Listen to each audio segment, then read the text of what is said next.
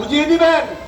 সেদিন আপনি আপনার বোনদেরকে বলবেন, বোন আমার বাবা মারা গেল, 2 কানি জায়গা আছে, 10 ঘন্টা জায়গা আছে, আমরা 3 ভাই, আমরা 4 ভাই, তুমি 1 ঘন্টা পাও। বোন, তোমার সম্পত্তি তুমি আজকে নিয়ে যাবা, সম্পত্তির মালিকেরা আজকে নিয়ে যাবা নাকি তুমি পরে নিয়ে যাবা? আমরা ভাইয়েরা কষ্টে আছি, বাবাকে চিকিৎসা করিয়েছি, টাকার আমাদের অভাব, লোন হয়েছে, আমরা কিছু জায়গা সকলে বিক্রি করে লোনটা শোধ করার পরে তোমার জায়গা নিয়ে যাবা নাকি না? এটা অনুমতি নেওয়ার পরে এর পরের দিন থেকে যদি বোনেরা বলে, ভাই তোমরা আজকে এত বছর ঘরে আসো, আমরা তোমাদের কাছে আসবো বেড়াতে, আমাদের আত্মীয় স্বজন নিয়ে, শ্বশুর বাড়ির আত্মীয় স্বজন নিয়ে, ছেলেপেলেকে নিয়ে, তোমরা এগুলা রেখে দাও, আমাদের যেদিন দরকার পড়বে সেদিন আসবো।